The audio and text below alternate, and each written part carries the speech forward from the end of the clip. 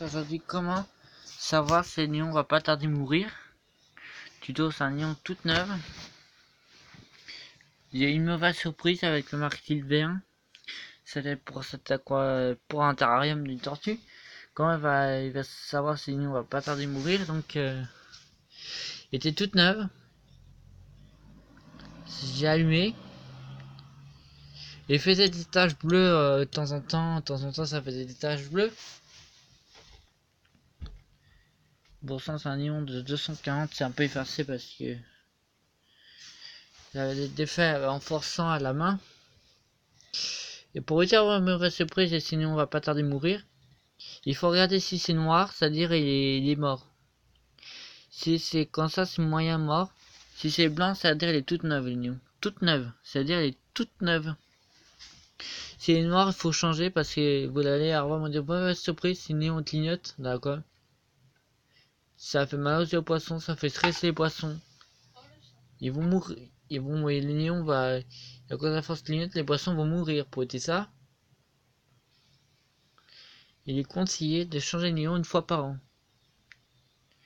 Pour utiliser les lions, mais avec des mauvaises surprises, le starter ne fonctionne plus. Il faut changer le lion et le starter en même temps. Les deux. Quand vous allez acheter un lion, vous amenez un lion, vous prenez le lion dans votre aquarium qui est en panne. Vous allez à l'animalerie, vous prenez le même starter. Vous prenez le starter aussi. Maintenant, les lions qui sont les aquariums qui sont récents, ils sont éclairés par des LED. C'est plus embêtant pour enlever. Des fois, ils sont les mauvaises surprises. Les mauvaises surprises maintenant, les aquariums récents, ils envoient encore des lions comme ça avec des starters engouffrés à l'intérieur des starters qui est trop puissant. Tac, quand il est mort, il est mort, il est même pas noir comme ça. Il s'éteint tout d'un coup, les lions. Ils font des starters plus costauds qui durent plus longtemps. Quand le lion est en panne, il marche plus, vous prenez le lion et le starter. Le starter est bien quelque part dans l'aquarium. Si vous ne trouvez pas, vous laissez tomber le starter.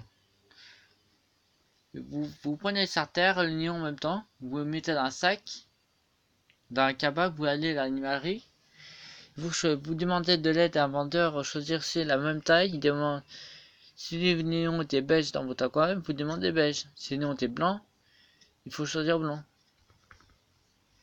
Si l'aquarium là, paf, le lion. Hop, le lion, vous demandez à un vendeur, va trouver la même modèle.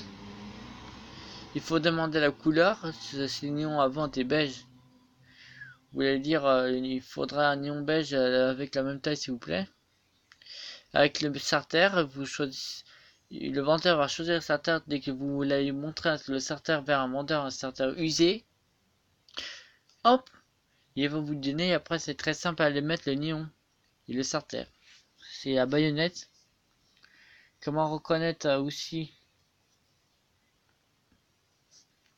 Comment reconnaître si le starter va pas tarder aussi mourir. Les petits starters. C'est juste un petit truc comme ça qui est petit, un truc vert, un truc blanc, un truc jaune. C'est si l'union a du mal à s'allumer, il est tout neuf, c'est-à-dire c'est le starter qui est presque mort, s'il a du mal à s'allumer.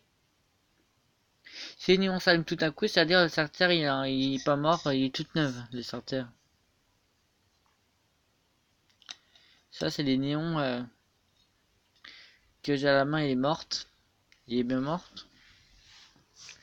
Donc je vais essayer d'allumer sur une tension 240 pour voir qu'est-ce que ça donne. Tu vois, ça marche plus. Et ça, c'est un néon avec un starter, il marche plus, tu vois. Et on voit du marron un petit peu. Je sais pas si vous voyez marron carrément. Il est mort, c'est pas grave.